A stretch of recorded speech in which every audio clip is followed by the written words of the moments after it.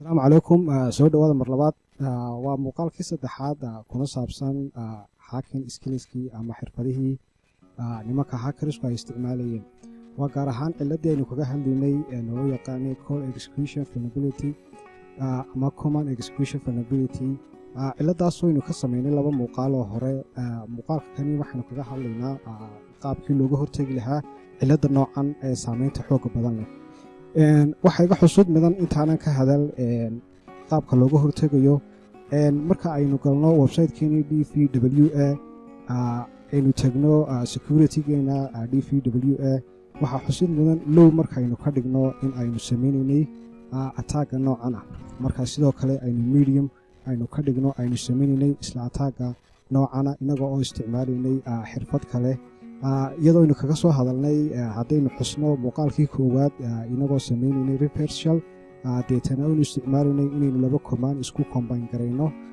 deetana aynu isticmaalno marka aynu isku combine garaynayno waxaynu isticmaalaynay semicolum halka muuqaalkii labaad aynu kaga soo hadalnay intay laba command aynu isticmaalnay deetana aynu isticmaalnay labada command inaynu isku combine garayno ama aynu isku geyno waxaynu isticmaalaynay pipe ama vertical line ama buttonka ku yaala marka laisku qabto shifty iyo buttonka ka sareeya interta haddaba muuqaaladaasi waxaynu ku soo sharaxnay ciladahan iyo qaababka loo sameeyo ay nimanka hackersku u sameeyaan haddaba websitekeena maanta waxaynu isku dayi doonaa qaababka ciladahan looga hortegayo waxaa xusid mudan haddii aan ka dhigo securityga d v w a submit aan idhaahdo deetana command ama code executionkii aan sameys idhaahdo ciladani macquul marnaba ma aha oo securityga ama codeka ama websiteku marka aynu ka dhigno securitygiisa high waxa uu isticmaalayaa codes ama waxa uu isticmaalayaa qaybta programmingka wuxuu isticmaalayaa code ayna suurtagal ahayn commandka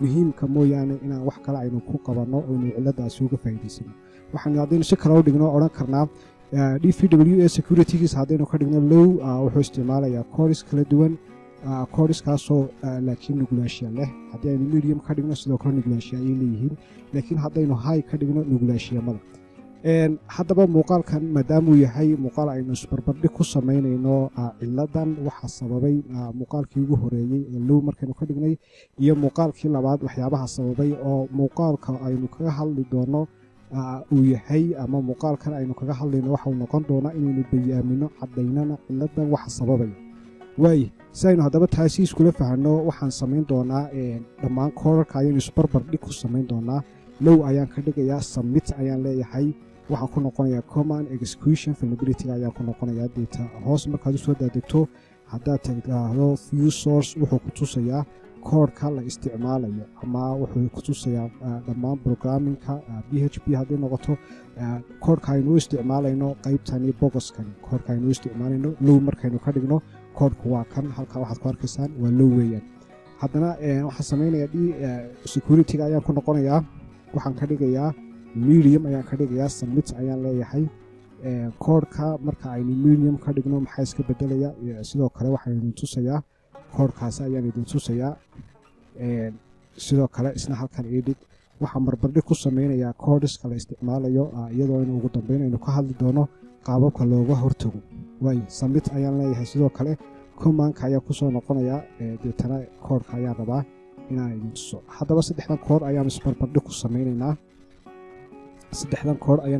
ku sameynayaa waxaan leeyahay saddexdii koodh waa kuwan kii koowaad waa kan kii labaadna waa kan kii saddexaadna waa kan okay ka koowaad oo low ah marka aynu koodhkiisa aynu eegno cilada tani waxaa sababaya koodhka ayay ka muuqataa haddaad arkaysaan koodhka si fiican waa b h p weeyaan wuxuu isticmaalayaa if statement ama if condition marka la helo request ama variable ayuu u sameeyey ama function ayuu u sameeyey functionkaasoo ka helaya valuega buttonka loo yaqaano ama id-ga loo yaqaano ib oo hoos inoogu samaysan haddaba kani marka aynu helno waxa uu execute garaynayaa bin ayuu execute garaynayaa functionkiina waa kan dot halkaa waxaad ku arkaysaan concatenation ayuu samaynayaa waxaa isku xidhaya labada koodh ayuu isku xidhaya waayihi haddaba cilada tan ama koodhka kani aad ayuu nugul yahay waxaana xusid mudan inaynu horeyba usoo aragnay in laga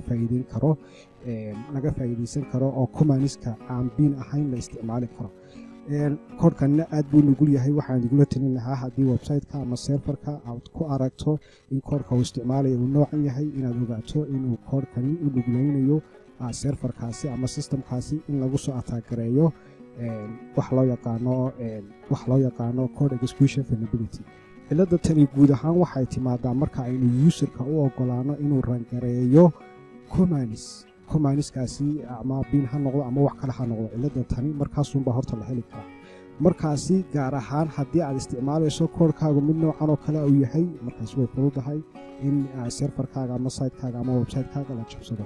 waa qaybtii low muuqaalka hore aynu kaga hadalnay. waxyaabaha sababay waxaa ka mid ah baynu nidhi waa xagga koodhka ay ciladu ka jirtaa. saad arkaysaan koodhkiisuna waa kan. haddii aynu dib ugu soo noqonno medium markaynu ka dhigno, waxaa xusid mudan medium marka aynu ka dhigno website-keena security-giisa in aynu samaynaynay laakiinse aynaan isticmaali karin characterka loo yaqaano semicolon. sababtuna wax kale maaha, koodhka ayaa waxoogaa update uu ku sameeyey. waxa uu halkan ka tusayaa in wax kasta oo xarfahan la mid ah ama calaamadda loo yaqaano aan iyo semicolon haddii aad ku aragto remove ku samee ayuu leeyahay, hana rangarayn. si kasta oo halkaa ku arkayso inuu remove sameynayo oo calaamadda uu ka saarayo, haddana se waxaynoo isticmaalnay calaamaddaasi calaamad ka duwan. halka aan u socdo targetkiigu yahay muuqaalkana uu daaran yahay waxa weye qaabkii looga hortegi lahaa. waa inaad isticmaasho koodh sida noocan oo kale ah. waa inaad isticmaasho regiski. waa inaad isticmaasho regiski. waa maxay? waxaa loo yaqaanaa waa rules weeyaan aynu ku samaynayno marka uu userku wax inoo soo gelinayo ama userkuba wax uu inoo gelinayo. waa rules aynu ku dabaqayno weeyaan. waa rules aynu odhanayno wax kastoo userku soo gelinayo waa hadduu sidan u ekaan waayo iska close gare requestiga ama codsigaasi ha aqbalin. haddaba halkan saad ku arkayso php koodh ayuu isticmaalayaa. targetkii waa kan sid lamid ah sidii hore ib-ga halkaas ayuu ka helayaa. laakiin targetku marka uu helo valuegii, marka bin aynu qorno ip adresska aynu qorno, waxa aynu samaynaynaa ip adresskii waxaynu u kala qaybinaynaa 4 qaybood ayaynu u kala qaybinaynaa. 4taa qaybood waxaynu markaynu u kala qaybino kadib waa qodobka koowaad waxaynu jegaraynaynaa userku inuu soo geliyo ib-gii. waayahay ip adresskii wuu soo geliyey. waxaynu samaynaynaa inaynu ip adresskii uu soo geliyey aynu kala qaybino, qayb kastana aynu afar intaynu u kala qaybino ip adresskii ayaynu soo gelinaa 12 wuxuu ka kooban yahay ip adresska 12 god 4 qodob waxaynu kala saaraynaa 4 iyo 4 iyo 4 baynu kala saaraynaa. waxaan ka wadaa 3 iyo 3 iyo 3 baynu kala saaraynaa. haddaba ip adresskii marka la soo geliyo 4 walba waxaa loo dhaxaysiinayaa dot ayaa loo dhaxaysiinayaa. waa qaabka wuxuu jegaraynayaa in 4 walba dot u dhaxaysiiyo. sidoo kale waxa uu jegaraynayaa qaybta koowaad waa array ayuu u sameeyey array ahaan. qaybta koowaad halkan waxaa ku arkaysan array 0 1 2 iyo 3. wuxuu samaynayaa qaybta koowaad waxa uu jegaraynayaa functionkan waa taqaanaan baan filayaa waa isnumeric. waa inuu noqdo numbers. waa inuu noqdo qaybta koowaad waa inay numbers noqoto. qaybta labaad numbers. qaybta labaad iyadna waa inay numbers noqoto. ip adresski marka 4 qaybood loo kala saaray. maxaan ka wadaa ip adresku noocan oo kale ayuu ahaa 192 168 45.7 ayuu ahaa. qaybta koowaad waxa uu jegaraynayaa inuu yahay number. qaybta labaad waxa uu jegaraynayaa inuu yahay sidoo kale number. qaybta saddexaad number. qaybta ugu dambaysana number. haddii conditionkaasi uu noqdo true oo conditionkaasi uu sax noqdo, jegare inuu intaa uu soo geliyo userku uu keliya noqdo 4 inuu noqdo keliya jegare. marka sidaad halkan ku arkaysaan waxa uu isticmaalayay waa rule kamida kan aan ka soo hadlaynay hadda regiski oo kale weeyaan. waxa uu jegaraynayaa userkana uu mar walba eegaya koodhka uu soo gelinayo. soo markaa waxa la mid ah haddii halkaa waxa ka dambaysa for la isticmaalo ama pipekii aan la isticmaalno oo wax kale aynu ku sii darno ma shaqaynayo oo waayo koodhkeena ayay ka muuqataa. koodhkeena waxaad ku arkaysaan inuu keliya noqdo saad halkan ku arkaysaan targetku inuu noqdo keliya for inuu noqdo. wax kale oo ka baxsani aan lagu soo dirin. wax kale oo ka baxsan aan lagu soo dirin. haddii intaasi ay true noqoto waxaad rangaraysaa bin. sidoo kale waxaad samaysaa waxaad dirtaa -c bin. waxaa loo isticmaalaa inta baaked ee la dirayo 3 baaked dir deetana sidaa ku rangaray. haddii taasi ay noqoto false oo waxaan rulekani mid ka mida la khilaafo waxaad soo saartaa you have entered invalid ip address ama nothing. waxbaa soo saari. marka waxaan ka wadnaa muhiimaduna ay tahay ciladan waxaa looga hortegi karaa inaad isticmaasho registerka inaad isticmaasho oo userku waxa uu soo gelinayo uu noqdo adigu waxaad filayso aanu noqon wax ka baxsan way sidoo kale waxa aad maxay hedina aynu uga hortagi karnaa inaynu iska ilaalino sida aynu marka hore aynu ku arkaynay markaynu soo furno markaynu security-ga aynu ka dhigno low haddaynu security-ga ka dhigno kale koodhkiisa aynu soo qabanno koodhkaad security-ga haddaynu low ka dhigno oo isla koodhka haddana aynu soo qabanno halkan waxaad ku arkaysaa waxyaabaha sababaya waxaa ka mid ah adiga oo isticmaalaya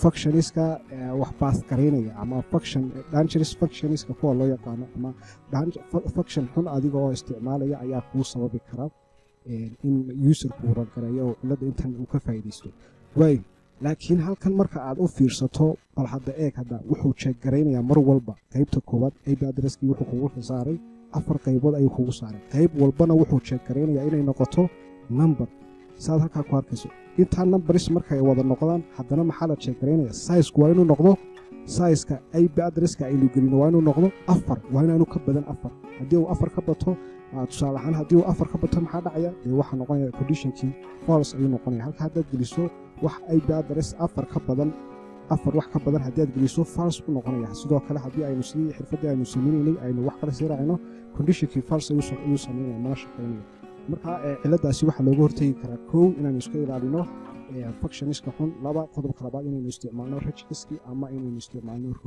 rulekaas oo ku base gareynayo website-ka ama userku waxa uu soo gelinayo inuu noqdo waxa aynagu ka filayno IP address rule noocaas oo kala waa inaynu gelino muuqaalkan intaas ayaa ku soo koobaya xirfadda tanina intaas ayaa ku soo koobaya waxaan leeyahay assalaamu calaykum waa inoo iyo muuqaalkan xiga